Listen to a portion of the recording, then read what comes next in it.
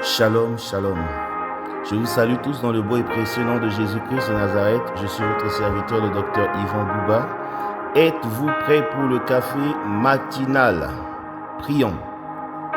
Père éternel, je te prie en ce samedi 8 mars 2025, fête des femmes, que tu puisses vraiment bénir cette journée. Tu veilles sur toute femme qui est en train de s'émanciper, de montrer sa propre participation dans la société, son rôle dans la nation, tout ce qu'elle accomplit de si important sur la terre. Père, nous les accompagnons aussi, nous les hommes qui sont aussi avec eux.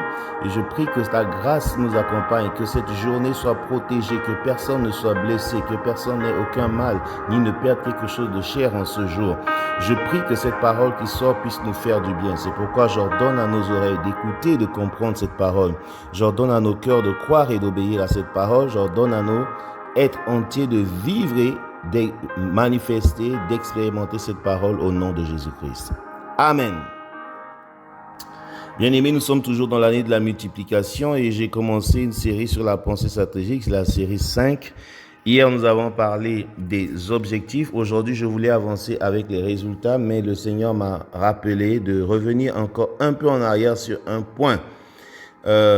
C'est l'analyse de la situation. Nous allons analyser la situation. Quand vous avez un projet, vous avez une vision, vous avez un objectif, c'est bien d'analyser la situation autour de vous et de voir comment se présente le problème et comment vous allez l'atteindre, comment vous allez le résoudre. Quand vous lisez le livre de Néhémie, vous verrez toujours cette réponse. C'est l'étape de la collecte de données. On doit d'abord collecter des données. Par rapport à ce que vous voulez faire, vous devez vous informer, prendre plus d'informations. Néhémie chapitre 1, verset 2. Quand les frères sont venus de Jérusalem, qu'est-ce que Néhémie a fait? Il leur a posé la question. Il leur a posé la question de dans quel état se trouve la ville. Et ils lui ont donné des informations. En matière de recherche, d'informations, de collecte de données, on appelle ça des informations, des données secondaires. Les données que tu reçois, tu es encore loin, tu n'es pas proche de la réalité, mais tu reçois des informations dans le livre, tu reçois des informations dans les rapports, tu reçois des informations dans Internet, et même l'intelligence artificielle commence à s'y mettre. Il faut des données secondaires. Il faut chercher à avoir des informations avant même d'être sur le terrain. Après, quand Néhémie va arriver sur le terrain, il sera lui-même sur place. Il va commencer à chercher les données primaires. Il va aller de visu, marcher sur toute la muraille, constater la situation. Quand vous lisez Néhémie chapitre 2, les versets 11 jusqu'à 18, vous verrez qu'il est arrivé, il n'a rien dit à personne. Il est resté 3 jours dans la ville sans dire l'objet de son voyage, de sa mission. Ensuite, il va monter de nuit, faire le tour de la muraille pour considérer de visu, de lui-même, quelle est la situation. On appelle ça les données primaires. Beaucoup ont des projets, beaucoup ont des visions, beaucoup ont des objectifs, mais ils n'essayent pas de faire des enquêtes pour savoir quelle est la situation réelle à laquelle ils veulent s'attaquer.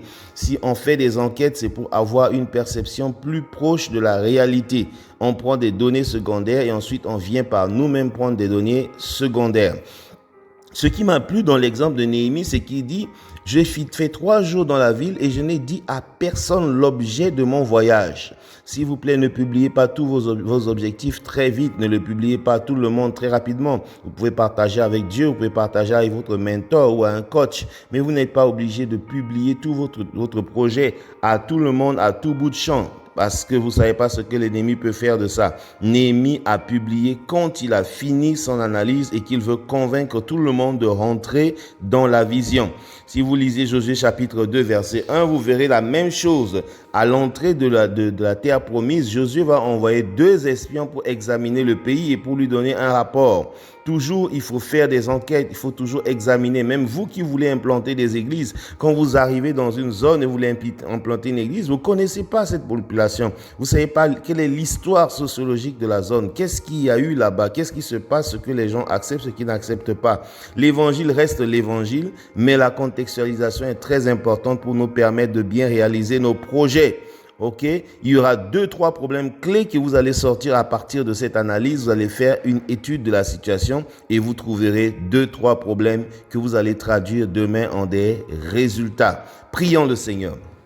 Nous prions, Seigneur, que tu nous donnes de la rigueur dans la recherche de l'information, les données secondaires ainsi que les données primaires. Donne la possibilité toujours de vérifier par nous-mêmes quelle est la situation à laquelle nous voulons nous attaquer afin que nous n'agissons pas sur la base des appréhensions ou encore de tout simplement des clichés que les gens nous ont envoyés. Père, donne-nous la sagesse dans cet exercice d'analyse afin que nous saisissons les tenants et les aboutissants du projet, de la vision, de l'objectif à lequel nous voulons nous attaquer. C'est au nom de Jésus-Christ que nous t'avons ainsi prié, Père. Amen.